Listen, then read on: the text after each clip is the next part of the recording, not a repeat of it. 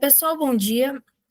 Hoje eu estou aqui para apresentar também para vocês umas encomendas que chegou, né, da Scaldland Joalheria, que foi um trabalho que eu encomendei de algumas peças também recriadas historicamente e também relacionadas também a um filme que eu tenho muito apreço, né, que é o filme do Homem do Norte.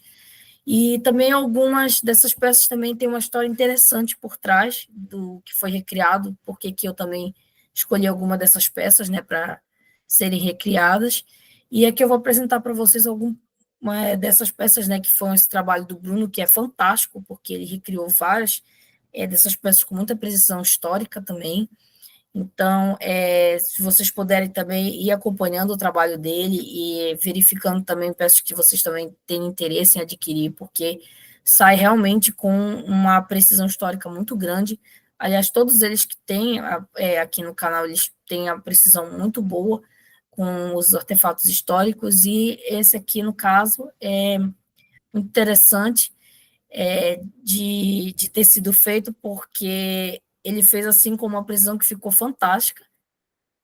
Fora que a peça, né, do filme do Homem do Norte é uma peça assim que foi muito querida para mim, não só visualmente, mas também que eu achei muito interessante, porque ele já havia feito, e aí eu resolvi também pedir uma para mim, porque eu achei muito bonita como ficou.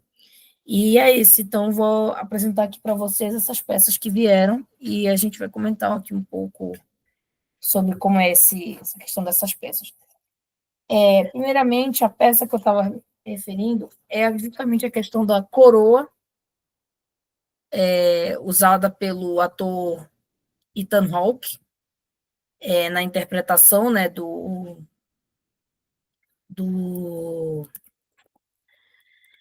Nossa, hoje eu estou ruim de nome. Na interpretação que ele faz, né, do rei, no caso, presente na história, que é o rei Arlandil, lembrei o nome do rei. Então, justamente essa cena, né, icônica que aparece ele com a coroa, já depois de ter chegado de uma incursão, que inclusive é por causa dessa coroa que a gente tem, né, toda, digamos, a questão do trono, né, do Fione querendo ser o rei e acaba também nem sendo o rei, né, o trono é tomado da Dinamarca, que por outro que vai justamente pelo rei, na época o rei Harold toma conta, né, desse rei, então nem o Fione consegue também ser rei para a Discord, então ela é um símbolo muito poderoso envolvendo nessa questão da Era Viking. Então, e os detalhes é muito interessante, porque cada item pensado no filme Homem do Norte, se a gente for também parar para analisar, ele, por mais que ele tenha seu lado fictício em alguns momentos, mas ele foi muito inspirado em itens reais. Por exemplo, as punções que tem aqui na coroa, esses triângulos com esses círculos dentro, ele é inspirado, sim, em peças arqueológicas reais. Principalmente esses detalhes. Tem anel que tem essas punções, tem braceletes. Então, é muito interessante que você tem realmente esses detalhes em outras peças. Apesar de não ter assim a comprovação de que houve uma coroa nesse estilo, alguma coisa do tipo, mas ele é inspirado justamente nesses achados, transformando assim na coroa. Então, isso que é muito legal, porque o Robert Eggers, assim como teve a consultoria de outros, como, por exemplo, o professor Terry Ganga foi uma das consultorias, é muito interessante porque eles tiveram esse cuidado de fazer justamente peças que remetessem também, não fugissem do estilo da época. Então, a coroa, ela é muito legal. Eu vou só colocar aqui um instantinho, não fica assim as mil maravilhas na minha cabeça, assim, no momento, porque eu teria que ajeitar, mas ela é muito bonita, os detalhes, e outro detalhe que eu vou mostrar para vocês, que o Bruno conseguiu fazer, é a questão da regulagem. Ficou assim incrível isso aqui, porque você pode regular na sua cabeça. Então, quando ele faz uma peça também, ele pensa em como que isso aqui vai caber na pessoa, e eu acho isso fantástico, porque não fica só a medida certinha que você envia, tem a questão também do padrão para regular. Então, essa peça aqui é muito querida, já por mim, gostei muito do resultado, eu fiquei encantada por ela. É um item assim que ficou fantástico, o brilho, né, dela, assim, parece que é ouro mesmo. Então, é muito bonito como ficou. Eu só tenho assim, a agradecer por ele ter feito esse item. E aqui nós vamos passar para um próximo item, que são esses anéis aqui. Esses anéis aqui, tem os dois modelos, né, que ele me enviou. Inclusive, só tenho a agradecer também por ter enviado mais um, que tem um modelo até que tem um prateado, e esse aqui é o todo dourado, né? Então, gostei de ter as duas combinações. Esse anel, qual é a história curiosa dele e como que eu comecei a gostar, né, desse estilo desse anel aqui? Esse anel, ele foi encontrado numa caixa de joias por uma moça que adquiriu essa caixa no leilão e ela gostou do material que tinha dentro da caixa de joias e ela estava interessada. Na hora que ela abriu a caixa, que ela foi vasculhar mais, ela encontrou um anel diferente, como esse aqui, todo dourado, com esses trançados, entrelaçados. E o que que era isso? Na verdade, né, esse anel. Esse anel, ele é um anel da era Viking, que ela conseguiu através, né, desse leilão dessa caixa de joias. Foi uma baita de uma sorte, né? Ela tem encontrado. Até onde eu sei, se não me engano, ela não vai ficar com o anel, ela resolveu, né? O anel vai ficar num acervo da, de peças da era Viking. E é muito interessante que ele pode ter pertencido a um chefe, a um líder no período. E é muito bonito, é o anel dourado. O original, inclusive, vocês encontram até bem fácil na internet, vocês vão poder ver a história de como foi, né? E, nossa, deve ter sido um privilégio poder encontrar uma peça dessa, né? Você não espera, você espera encontrar uma caixa de joias antigas, que lhe chamou atenção, mas uma joia mais antiga ainda que todas. E é realmente um anel fabuloso. Eu gosto muito dessa peça.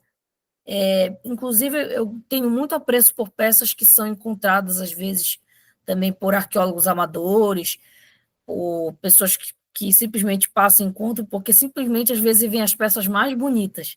São as que vêm de lugares inesperados que a pessoa encontrou e simplesmente a peça estava lá com uma coisa assim, muita sorte. Tem gente que encontra até com detector de metais, essas peças assim, por estar em um local e estava usando e aí de repente encontrou a peça. Então, para mim é bem surpreendente também. Não só as peças arqueológicas encontradas com todo um parâmetro, mas também a da arqueologia amadora. E isso também é bem interessante, porque mesmo não sendo arqueologia amadora também, mas é uma coisa que foi muito peculiar, o achado. E o anel é bonito, muito bonito. Então, o Bruno também teve todo um cuidado de fazer. Essa aqui é uma versão com as partes em prata também. Eu gostei muito das duas versões. Então, assim, só tenho a agradecer pelo resultado, como ficou fantástico.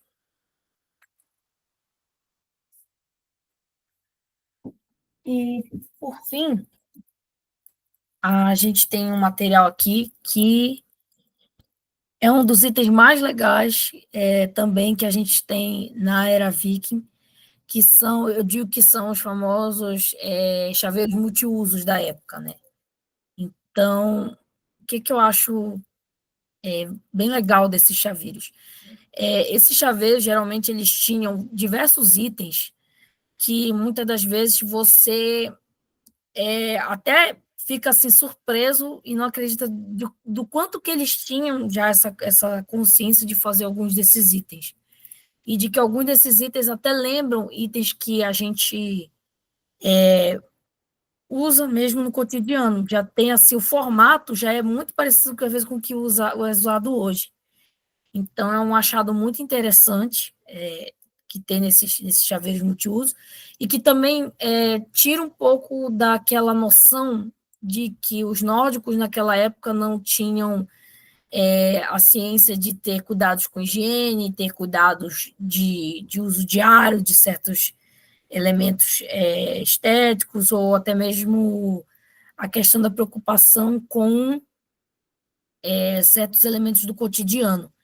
Então, tira aquela visão, muitas das vezes, trazida sempre do viking como um ser bárbaro que não tinha, ou dos nórdicos da época, não tinha essa noção de terem essas preocupações. Era uma sociedade que vivia em caos o tempo todo, uma sociedade que não tinha ordem, que você não tinha pessoas que se preocupavam também com, não tinha um lado mais humano, digamos assim, sempre o tempo todo pensando que está aquela questão da guerra, a questão da marcialidade, que se faz presente, mas que não é também só aquilo que algumas produções trazem, que enfatizam mais esse lado.